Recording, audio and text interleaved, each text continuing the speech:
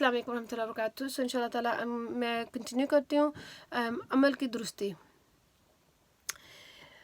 एक दाना का कौल है कि अमल की दुरुस्ती और सलामती के लिए 4 चीज़ें दरकार होती हैं। शुरू करने से पहले इसका इल्म कि इसके बगैर कोई अमल दुरुस्त नहीं हो सकता, क्योंकि जब भी कोई अमल इल्म के बगैर होगा तो इसमें बनाने की नस्बत बिगाड़ने वाली बातें ज़्यादा होंगी। शुरू करने से पहले सही नीयत का होना कि अमल नीयत से दुरुस्तगी पाता है, जैसा कि नबी करीम सल्लल्लाहु अलैहि वसल्लम का इरशाद मुबारक है, यानी अमाल का सिमरा नीयत पर मौकूफ़ है और हर आदमी को वही मिलेगा जो उसकी नीयत की है। बस रोज़ा हो या नमाज और हज हो या ज़कात, ऐसे ही बाकी इबादतें नीयत से ही दुरुस्त होती हैं। लिहाजा अमल की इस्लाह के लिए पहली नीयत का सही होना ज़रूरी है। सब्र यानी दौरान अमल सब्र और तहम्मुल इख्तियार करके करे ताकि अमल सुकून और इत्मीनान से अदा हो सके। कि हम जैसे नमाज में जल्दी जल्दी ना करें, तो हज में ऑब्वियसली मैं तो हज पे नहीं गई, इंशाल्लाह अल्लाह हज पे बुलाए इंशाल्लाह ताला। तो वहाँ जैसे कि जब हो तो हर चीज़ को वो जो फ़राइज़ होते हैं उनको जल्दी जल्दी नहीं, आराम से इत्मीनान से कुरान पाक की तिलावत होती है। आई नो बचपन में मैंने देखा कि लेडीज़ कई अक्सर बहुत बहुत फास्ट पढ़ती कि जल्दी जल्दी पढ़ ले, पूरी सूरत पढ़, दूसरी पढ़ नहीं, आप उसको आराम से पढ़ें। बस के क्योंकि हमें ये देखना है कि जैसे यहाँ जो सबक मिल रहा है नीयत का है, तो हम आराम से पढ़ेंगे। तो अजर तो अल्लाह ने देना है ना, अल्लाह के रज़ा के लिए कर रहे हैं। तो जब अल्लाह के रज़ा के लिए कर रहे हैं तो उसको हम थोड़ा पढ़ लेंगे। और यूँ तस्बीह जैसे होती है कि 100 बार तस्बीह पढ़नी, नहीं ऐसे नहीं, आराम से 3 बार पढ़ लें। 100 बार नहीं पढ़ी जा सकती उस वक़्त, 20 बार पढ़ लें, 10 बार पढ़ लें, लेकिन पढ़े आराम से कि उसको फोकस करके पढ़े। वो नीयत में ये है कि पेशेंस से हो। तो सब्र यानी दौरान अमल सब्र तहम्मुल इख्तियार करके ताकि अमल सुकून और इत्मीनान से अदा हो सके। इखलास, कोई अमल इसके बगैर कबूल नहीं होता। अगर तेरा अमल अखलास के साथ होगा तो अल्लाह ताला इसे कबूल फरमाएंगे और लोगों की कुलूब को तेरी तरफ माहिल कर देंगे। इखलास की बरकत।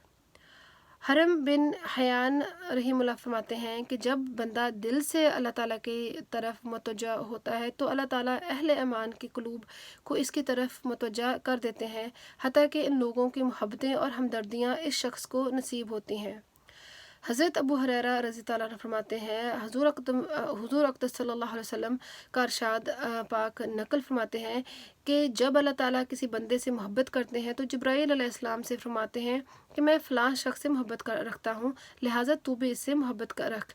फिर जिब्रील अलैहिस्सलाम आसमान के फ़रिश्तों में ये ऐलान करते हैं कि बेशक तुम्हारा रब फ़लाँ आदमी से मोहब्बत रखता है, तुम भी इससे मोहब्बत रखो। तो इससे आसमान के फरिश्ते मोहब्बत करने लगते हैं। फिर इसकी मकबूलियत ज़मीन पर फैला दी जाती है। और जब अल्लाह ताला किसी बंदे से बग़्ज़ रखते हैं तो इसके मुतल्लिक़ भी इसी तरह ऐलान होता है। नऊज़ु बिल्लाह, अल्लाह महफूज रखे कि अल्लाह हमसे नाराज़ हो। मर्द सालिह। शकीक बिन इब्राहीम से मनकूल है कि इनसे एक आदमी ने पूछा कि लोग मुझे नेक और सालिह कहते हैं, मुझे कैसे पता चले कि मैं सालिह हूँ या नहीं। शकीक ने फरमाया कि अपने बातिन को इसको सुलह के पास ज़ाहिर करो, अगर वो पसंद करे तुम समझ लेना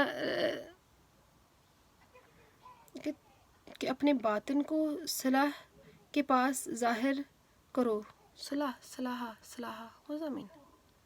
सलाह अपनी बातों को सलाह के पास ज़ाहिर करो, अगर वो पसंद करे तो समझ लेना तू नेक है, वरना नहीं। दूसरे ये कि दुनिया को अपने दिल पर पेश कर, अगर वो ठुकरा दे तो जान ले कि तू नेक है। अपने बातन इज हिडन, सलाह के पास ज़ाहिर करो।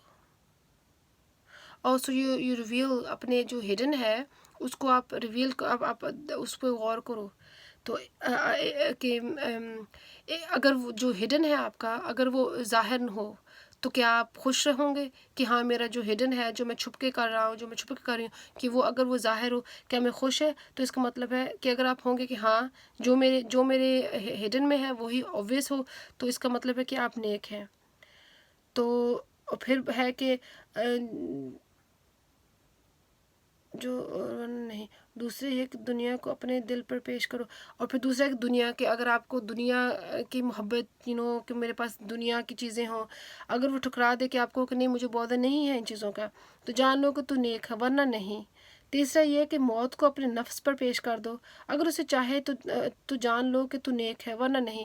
تو تیسرا یہ کہ سوچو کہ اگر موت آ جائے بھی، کہ کیا تو خوش ہے کہ ہاں کہ موت آ جائے تو ٹھیک ہے، کہ اگر تم اوبویسلی ہمیں اعمال کا تو فکر ہوتا ہے کہ ہمارے اعمال، کہ اگر ہمیں تسلی ہو کہ ہمارے اعمال درست ہے، تو ہمیں موت کا اندیشہ ہو کہ ہمارے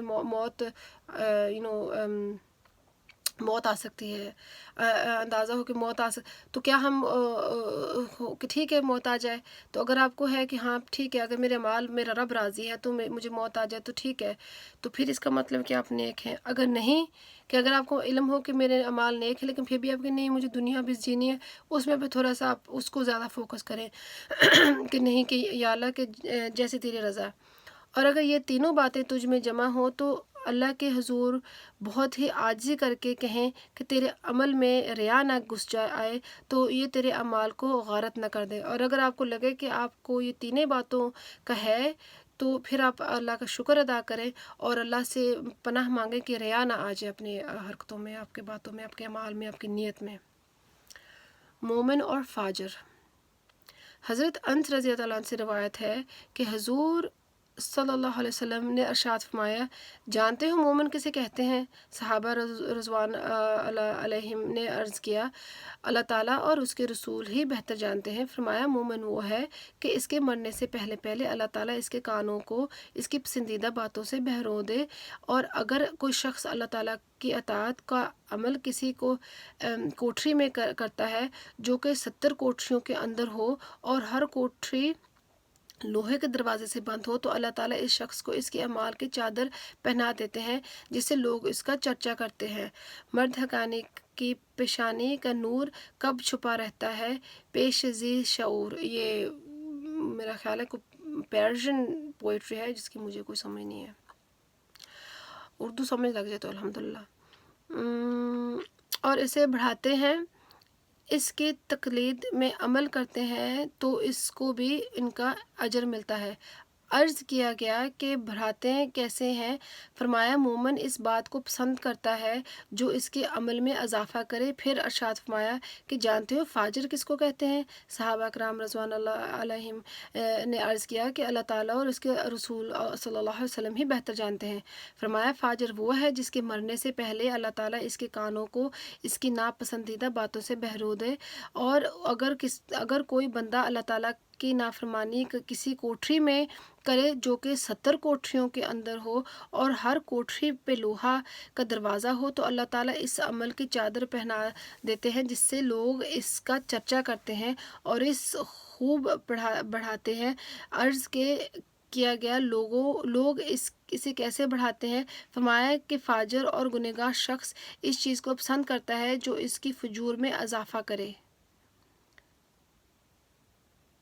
سپند آف بن عبداللہ فرماتے ہیں کہ اچھے اور نیک لوگ اپنے خطوط میں ایک دوسرے کو 3 باتیں لکھا کرتے تھے۔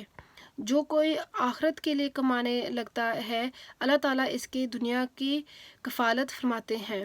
جو کوئی اپنے معاملات اللہ تعالیٰ کے ساتھ درست کر لیتا ہے تو اللہ تعالیٰ لوگوں کے ساتھ اس کے معاملات کو درست فرماتے ہیں۔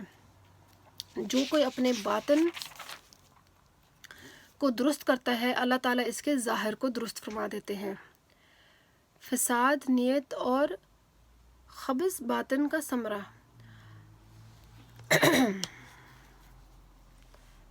حامد لفاف فرماتے ہیں کہ اللہ تعالیٰ جب کسی کی ہلاکت کا ارادہ فرماتے ہیں تو اسے 3 چیزوں میں مبتلا کر دیتے ہیں۔ اسے علم عطا فرماتے ہیں مگر اہل علم جیسے اعمال سے محروم رکھتے ہیں۔ اسے نیک لوگوں کی ہم نشینی نصیب فرماتے ہیں مگر ان کے حق شناسی سے کورا رکھتے ہیں۔ نیک مال کا دروازہ اس پر کھولتے ہیں مگر اخلاص سے بے بہرا رکھتے ہیں۔ فقیہ مرحوم فرماتے ہیں کہ یہ سب کچھ اس فساد نیت اور خبث باطن کی وجہ سے ہے۔ اگر اس کی نیت درست ہوتی تو اللہ تعالیٰ اس علم کا نفع اور عمل کا اخلاص، نیک لوگوں کا احترام اور ان کے حق شناسی ضرور عطا فرماتے۔ اگر نجات کے طالب ہو تو اللہ کو دھوکہ نہ دو۔ استغفر اللہ۔ جبلہ یحسبی فرماتے ہیں کہ ہم عبد الملک بن مردان کے ساتھ ایک جہاد میں تھے کہ ایک شب بیدار شخص بھی ہمارے ساتھ ہو گئے جو رات کو بہت ہی کم سوتے تھے۔ کتنے دنوں تک ہمیں ان کا کچھ تعارف نہ ہو سکا، پھر ہمیں معلوم ہوا کہ وہ حضور صلی اللہ علیہ وسلم کے ایک صحابی ہیں۔ ان کا بیان کرو باتوں میں سے ایک ہی ان کی بیان کردہ باتوں میں سے ایک یہ بھی ہے کہ ایک سائل نے ایک دن عرض کیا کہ یا رسول اللہ صلی اللہ علیہ وسلم، کل قیامت کو نجات پانے کی کیا صورت ہے؟ ارشاد فرمایا، یہی کہ اللہ تعالیٰ کو دھوکہ نہ دو۔ عرض کیا کہ ہم کیسے اللہ تعالیٰ کو دھوکہ دے سکتے ہیں؟ ارشاد ہوا، اس طرح کے عمل تو اللہ تعالیٰ کی فرمان پر کرو گے مگر ارادہ اس کی رضامندی کے علاوہ کوئی اور ہو، اور ریا سے بچتے رہو کہ یہ شرک اللہ ہے، اور ریا کا کار کویت کے دن اور ریا کار کو قیامت کے دن سرعام ان 4 ناموں کے ساتھ پکارا جائے گا: او کافر، او فاجر، او غدار، او خاسر، گھٹیا پانے والے، تیرا عمل بیکار گیا، تیرا اجر ختم ہوگا، آج تیرا کوئی حصہ نہیں، تو اپنے حصہ وہاں سے تلاش کر جس کے لیے تو نے ایسے فریبی عمل کیا کرتا تھا۔ جبکہ کہتے ہیں، میں نے اس صحابی سے کہا کہ تجھے خدا کی قسم جس کے سوا کوئی معبود نہیں، کیا تو نے حضور صلی اللہ علیہ وسلم سے یہ سنا ہے؟ کہنے لگے کہ مجھے اس خدا کی قسم جس کے سوا کوئی معبود نہیں کہ میں نے خود یہ حضور صلی اللہ علیہ وسلم سے سنا ہے۔ ہاں کوئی غلطی بلا قصد ہو گئی ہو تو کہہ نہیں سکتا، پر انہوں نے یہ آیت پڑھی، بلا شبہ منافق لوگ چال ہازی کرتے ہیں اللہ تعالیٰ سے، حالانکہ اللہ تعالیٰ اس چال کی سزا ان کو دینے والا ہے۔ عمل کر کے اس کی حفاظت کرنا ضروری ہے۔ فقیہ فرماتے ہیں کہ اگر کوئی چاہتا ہے کہ اپنے عمل کا ثواب آخرت میں پائے تو اسے چاہیے کہ ریا نمود بغیر خالص اللہ تعالیٰ کے لیے عمل کرے اور پھر اسے بھول جائے کہ کہیں عجب خود پسندی اسے ضائع نہ کر دے، کیونکہ منقول ہے کہ نیکی اور اطاعت کرنے کی بے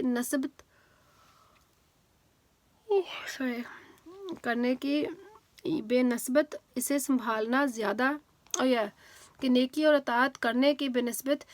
سنبھالنا زیادہ مشکل ہے۔ ابو بکر وسطی کا بھی ارشاد ہے کہ نیکی کرنے کے بعد اس کی حفاظت کرنا اور زیادہ مشکل سے، کیونکہ اس کی مثال شیشہ کی سی ہے جو ذرا سی بے احتیاطی سے ٹوٹ جاتا ہے اور پھر اصلاح کے قابل بھی نہیں رہتا، ایسے ہی عمل کو بھی ذرا سی ریا اور عجب توڑ کر رکھ دیتے ہیں۔ اور جب کوئی شخص کسی عمل کا ارادہ کرتا ہے اور اس ریا کا بھی خطرہ ہو تو دل تو اسے پوری کوشش سے ریا کو دل سے نکالنا چاہیے۔ پوری کوشش کرو کہ ریا نکل جائے۔ اگر نہ نکل سکے تو عمل کو نہ چھوڑے بلکہ عمل کرے، اور اس میں ریا کو جو کچھ حصہ ہے اس کے لیے اللہ تعالیٰ سے توبہ استغفار کرے۔ بہت امید ہے کہ اللہ تعالیٰ اسے آئندہ عمل میں اخلاص کی توفیق عطا فرمائیں گے۔ اگر لگتا ہے کہ ریا شامل ہو گئی ہے خدا نخواستہ تو اللہ سے توبہ کرے، یہ نہیں کہ ہم عمل کو چھوڑ دیں۔ I think this is very important، یہ بھی پوائنٹ بہت ضروری ہے، کیونکہ بہت لوگ میں جانتی ہوں کہ نیک عمال سے اس لیے نہیں کریں گے کہ نہیں، کہ ہمیں نیت کا نہیں پتہ کہ ہماری نیت میں I think for a while میں نے یہ بہت دیر پہلے پڑھا تھا، اس وقت میں نے یہی پہلو پھر میں نے کہا تھا کہ بہتر ہے کہ آپ کچھ بھی نہ کرو، کیونکہ جب آپ کی نیت کو افیکٹ ہونے کا خطرہ ہے. I'm pretty sure میں نے لاسٹ دفعہ بہت سال پہلے پڑھا تھا، تو اس کے بعد پھر میں نے نا کافی زیادہ کٹ ڈاؤن کیا تھا کہ مجھے یہی تھا کہ یہ نہ ہو کہ مجھے تھا کہ مجھے کیا پتا کہ نیت میں کیا ہے، کہ صاف ہے کہ نہیں، مجھے کیا پتہ چلے گا. I don't know، کہ میں خود کو اتنا اسیس نہیں کر سکتی، تو بہتر ہے کہ میں رہنے ہی دوں. تو اس لیے یہ بات مجھے سمجھ آتی کہ کیوں انہوں نے یہ بات لکھی ہے، کہ یہ نہ کہ آپ اس ریا کے خطرے سے آپ عمل کو چھوڑ دیں. اور اب یقین مانے اب بھی کئی بار یہی ہوا ہے کہ میں رہنے دوں، کہ جو تھوڑا بہت، حالانکہ میں تو کچھ کر بھی نہیں رہی ہوں، لیکن جو تھوڑا بہت ہے، لیکن کیونکہ ریا تو دیکھو، آپ کو ایک بہن آپ کی تعریف کر دے، ایک بھائی تعریف کر دے، تو اس میں ریا، اور اس میں خطرہ یہ تو نہیں کہ آپ کو کروڑوں نے ہی تعریف کرنی تب جا کے آپ کی ریا آئے گی. ایک ہی کر دے، آپ خود ہی آپ سوچ لیں، نہ بھی کوئی کہے آپ خود ہی سوچ لیں. تو نیت کو صحیح رکھنا بہت ضروری ہے اور بہت مشکل ہے. اور آئی نو پرسنلی، کیونکہ یہ جو بات انہوں نے کہی ہے کہ یہ نہ ہے کہ آپ چھوڑ ہی دیں، تو maybe I think last دفعہ میں نے یہ پڑھا یا نہیں پڑھا، I don't know، لیکن اتنا مجھے پتا ہے کہ یہ بکس میں نے یہ ریا کے بارے پڑھا تھا کافی سال پہلے، اور میں نے یہی فیصلہ کیا تھا کہ بہتر ہے، کیونکہ ہمیں نہیں معلوم. تو اب یہی ہے کہ یہ سبق یہ ہے کہ نہیں، آپ چھوڑے نہیں، لیکن اللہ سے التجا کرتے رہیں کہ یا اللہ ریا نکال اور تیری ہی رضا کے لیے ہم کریں.